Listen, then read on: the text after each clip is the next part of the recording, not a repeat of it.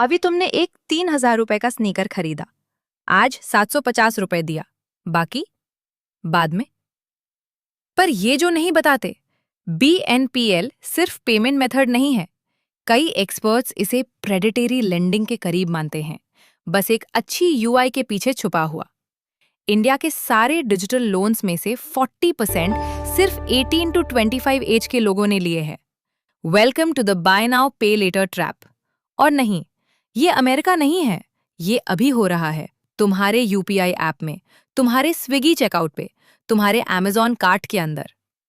चलो बात करते हैं। इंडिया का BNPL मार्केट 2025 में $17 बिलियन क्रॉस कर चुका है।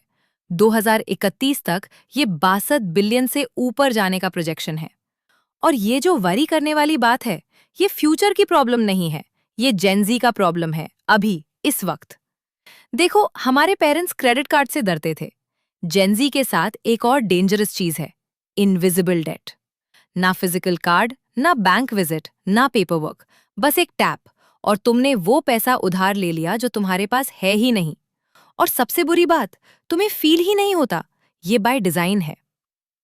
इस वीडियो में BNPL कैसे इंजीनियर किया गया है कि पेनलेस लगे, और एग्जैक्टली कैसे निकालना है इससे पहले कि ये पेनफुल हो जाए। बेसिक से शुरू करते हैं। बाय नाउ पे लेटर तुम्हें एक परचेज को 3 या 4 इंस्टॉलमेंट्स में स्प्लिट करने देता है, यूजुअली 0 इंटरेस्ट के साथ, अगर टाइम पे करो। हार्मलेस लगता है ना, पर ये जो डेंजरस बनाता है, ट्रेडिशनल क्रेडिट कार्ड्स के कंपैरिजन में इसका वेरिफिकेशन प्रोसेस काफी लाइटर और फास्टर हो सकता है। कुछ प्लेटफॉर्म्स पर अप्रूवल्स सिर्फ कुछ मिनट में मिल जाते हैं, चाहे एप्लीकेंट की इनकम स्टेडी ना हो। क्रेडिट कार्ड से कंपेयर करो, इनकम प्रूफ, सिबिल चेक, हफ्तों का वेट। BNPL सब स्किप कर देता है। ये बग नहीं है, ये बिजनेस मॉडल है।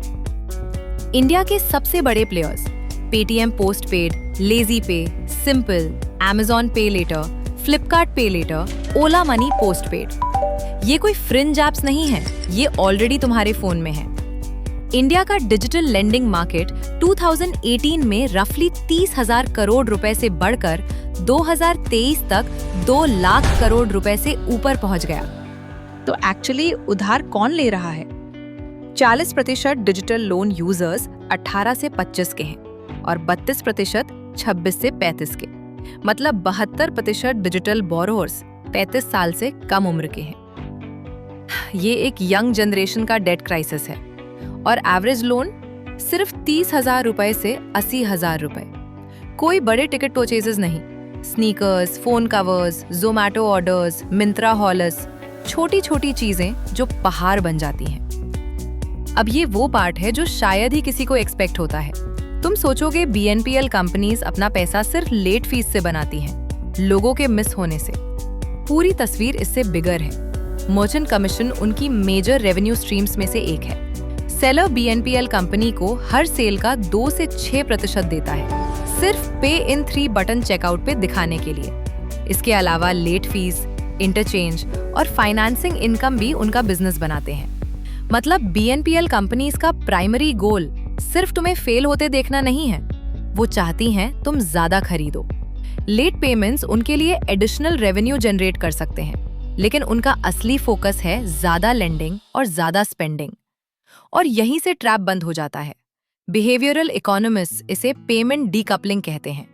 तुम्हारा ब्रेन खरीदने का प्लेजर और पे करने का पेन दोनों को अलग कर देता है। जब तुम 2,000 रुपए की जैकेट के लिए 500 रुपए पे करते हो, तुम्हारा ब्रेन रजिस्टर करता है, मुझे 500 रुपए में जैकेट मिल रही, ना कि वो 1,500 रुपए जो अभी भी बाकी है। वो पेन डिले हो जाता है, वीक्स में स्प्रेड हो जाता है। जब तक पूरा बिल आता है, डोपामिन गायब हो चुका होता है, पर ब्रेन को डेट जैसा फील ही नहीं होता। BNPL कंपनीज ये जानती है, इसलिए उनकी लैंग्वेज होती है पे इन 3, स्प्लिट इट, इजी EMIs। कभी लोन नहीं, कभी डेट नहीं।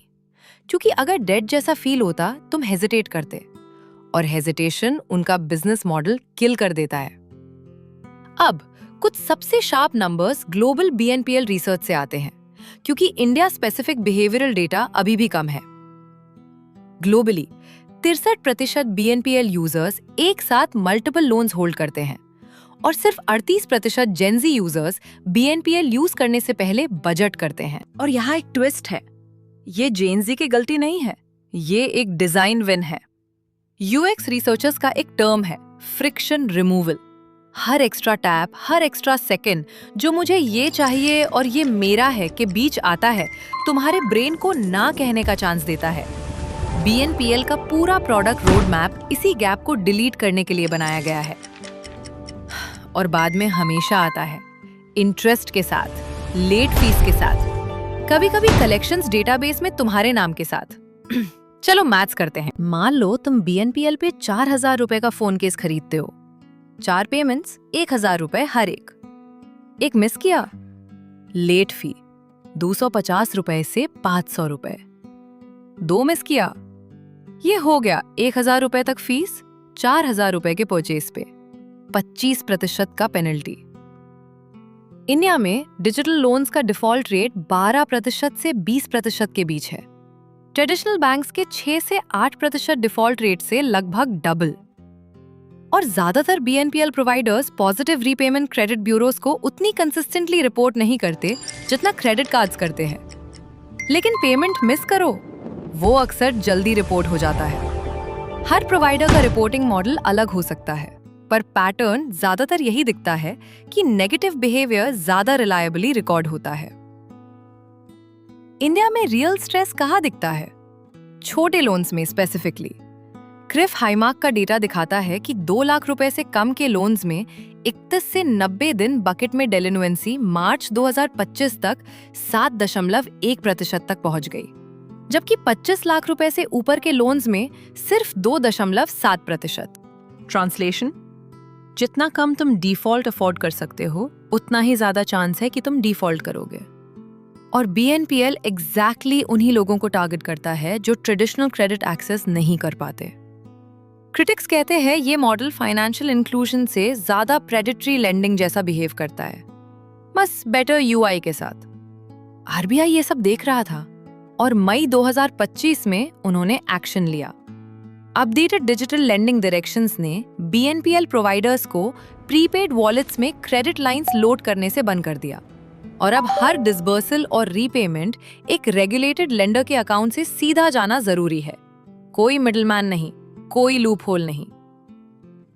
रेगुलेटरी चेंजेस और बिजनेस चैलेंजेस के कॉम्बिनेशन ने कई BNPL प्लेयर्स पर प्रेशर बढ़ाया। चलो बहुत हो गया डूम, अब सॉल्यूशंस की बात करते हैं। Move number 1, the 48 hour rule. जब भी तुम्हें कुछ नॉन एसेंशियल चाहिए, क्लोथ्स, गैजेट्स, वो तीसरा स्नीकर, 48 घंटे वेट करो। पर्सनल फाइनेंस एक्सपर्ट्स अक्सर नए 48 घंटे रूल रेकमेंड करते हैं, क्योंकि इम्पल्स डिजायर टाइम के साथ कम होने लगता है। अगर 48 घंटे बाद भी चाहिए, खरीदो। ज्यादातर तुम्हें नहीं चाहिए होगा। लिख देने से वो रियल बन जाता है, और एक बार रियल हो गया तुम उसे खत्म कर सकते हो। सबसे ज्यादा लेट फी वाले को पहले पे करो, फिर अगला, स्नोबॉल करके बाहर निकलो। एक आखिरी मूव, अपने सेव्ड कार्ड्स अनलिंक करो। 1 क्लिक बाइंग ऑफ करो, वापस फ्रिक्शन डालो। कार्ड नंबर मैन्युअली टाइप करने में जो 10 सेकंड लगते हैं, वही 10 सेकंड तुम्हारे रैशनल ब्रेन को कैचअप करने के लिए चाहिए।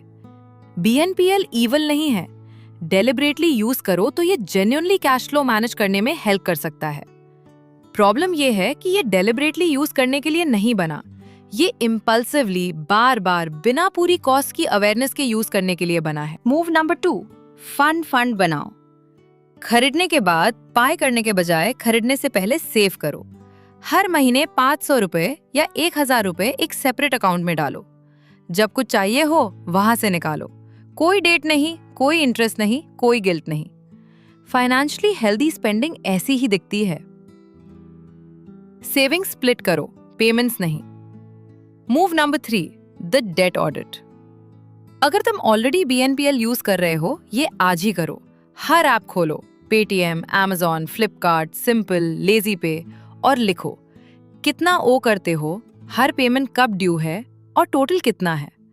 ज्यादातर लोग ये नंबर देख के शॉक्ड हो जाते हैं, क्योंकि इनविजिबल डेट छोटा लगता है। लिख देने से वो रियल बन जाता है, और एक बार रियल हो गया तुम उसे खत्म कर सकते हो। सबसे ज्यादा लेट फी वाले को पहले पे करो, फिर अगला, स्नोबॉल करके बाहर निकलो।